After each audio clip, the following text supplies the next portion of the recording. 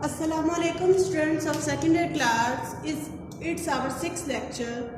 In this lecture we will discuss our chapter number 7 of Goodbye Mr. Chips of your novel. Okay, जैसा कि हमने chapter number 6 का जहाँ पे इख्तिताम किया था, जहाँ पे ख़त्म हुआ था कि पॉपुलर बॉयज़ जिनके दरमियान मैच हुआ था, काफ़ी अरसे बाद उनमें से एक लड़का मिस्टर चिप्स से मिलने आता है and ask about his wife Miss Catherine, and then Mr. Chips remember that Miss Catherine is dead, and फिर उनको याद आ जाती है कि he died.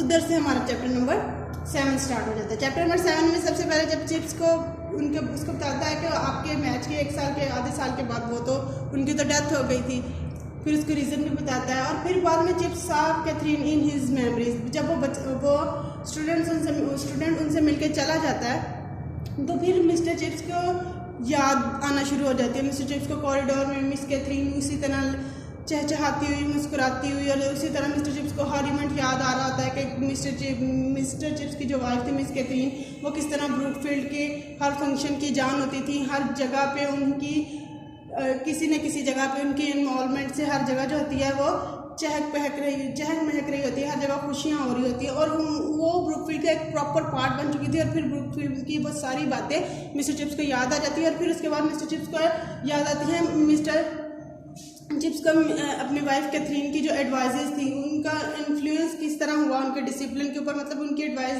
हालांकि कभी कभार वो उनकी एडवाइस मानते थे, कभी नहीं मानते थे, लेकिन वो उनकी ऊपर इन्फ्लुएंस रखती थी उनकी एडवाइस, क्योंकि वो मिस्टर चिप्स को एडवाइस करती होती थी कि आप जो नोटी बॉयज़ हैं, जो शरारती लड़कियां हैं, उनके साथ डिसिप्लिन के मामले में स्ट्रिक्ट हो, लेकिन जो कुछ बच्चे हैं आप उनके साथ हमेशा प्यार से, मोहब्बत से और अपनायत का रवैया भी इख्तियार करना चाहिए. तो फिर इस तरह आहिस्ता आहिस्ता मिस्टर चिप्स के जो बिहेवियर था ना, उसमें आहिस्ता आहिस्ता इम्प्रूवमेंट भी आई.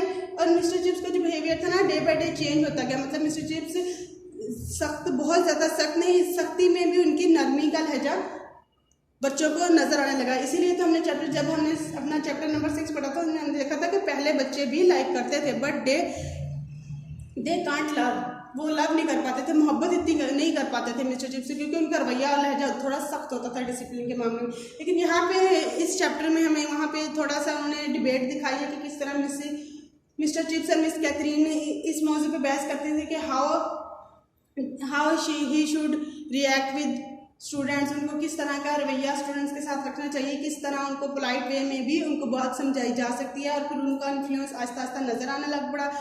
फर्स्ट पार्ट में आपके चैप्टर में सिर्फ मिस्टर चिप्स की मिस कैथरीन के साथ उनको गुजारे हुए वक्त की यादें आ रही हैं, देन उनका इन्फ्लुएंस इन हिज बिहेवियर है. फिर उनका अगले पार्ट में है इंसिडेंट्स जो कि कॉज ऑफ प्लेयर, मतलब खुशी का बायस है. उसके बाद इस चैप्टर में मिस्टर चिप्स को कुछ यादें याद आती है, डंस्टर और ग्लेब और रिस्टन का वो वाकया. डंस्टर जो कि वहाँ पे ड्रम बजाता था, एक 50 ईयर का था, तो लेकिन एक दफ़ा जब अपनी म्यूज़िक की प्रैक्टिस कर रहा था तो वहाँ पे एक ऑगली स्टूडेंट था, नोटिस है, उसने चूहा रख दिया, हालांकि वो अपनी प्रैक्टिस कर रहा था, तो वो वाकया में याद आ जाता है. और इसके बाद रिस्टन का वो आलू पोटैटो वाला वाकया याद आ जाता है. तो फिर वो वाकया बच्चों की शरारतों वाले वाकयात को वो याद करते हैं. और फिर उन वाकयात के ऊपर मिस कैथरीन और मिस्टर चिप्स के बिहेवियर और उनकी सज़ा देने का सारा मरहला, ये वाली स्टोरी इस चैप्टर में डिस्कस की गई है. लेकिन जब वो वाकया को याद करते हैं तो उनको खुशी भी होती है कि इस तरह भी हुआ था. लेकिन ब्रूकफील्ड में बहुत ज़्यादा लोग इस मामले को बिल्कुल भूल चुके होते हैं, लेकिन मिस्टर चिप्स को ये सारी यादें आ रही होती है. उसके बाद 1870 में उनको फिर war between Germany and France चल रही होती है, तो फिर उनको याद आता है मिस्टर वेदरबाई जब उन्होंने कि इंटरव्यू लिया था मिस्टर चिप्स का, उनके वर्ड्स याद आने शुरू हो जाते हैं कि जब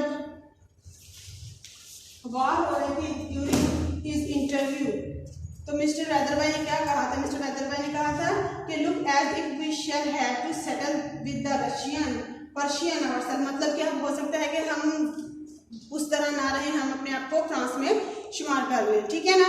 इस तरह मिस्टर वेदरबाई की बातें याद आ रही हैं. फिर मिस कैथरीन के साथ रवैया याद आ रहा है. उसके बाद इंसिडेंट्स बच्चों के साथ पनिशमेंट के याद आ रहे हैं. इस सारे इंसिडेंट्स के बाद मिस्टर चिप्स वो कहते हैं कि मैं चाहता हूँ कि मैं इन सारे मामलात को एक किताब की शक्ल दूँ, एक किताब की शक्ल में लिख लूँ, क्योंकि उनको बार बार जब कभी कोई बात याद आती तो फिर उसका पूरा वाक्य याद आ जाता। मगर ऐसा होता है कि वह उन बातों को याद करते, उनको देखते, लेकिन उन बातों को सोचते, हंसते, मुस्कुराते, गमगीन होते, बट वो लिख नहीं सकते थे, क्योंकि वो जो लिखना था ना, वो लिखने से वो थक जाते थे, और ये जो थकावट थी उनकी फिजिकल और मेंटल सेहत पर बहुत ज़्यादा बुरा असर डालती थी। So students, it's your 7th chapter is completed here. Stay tuned with us. Keep learning. Allah Hafiz.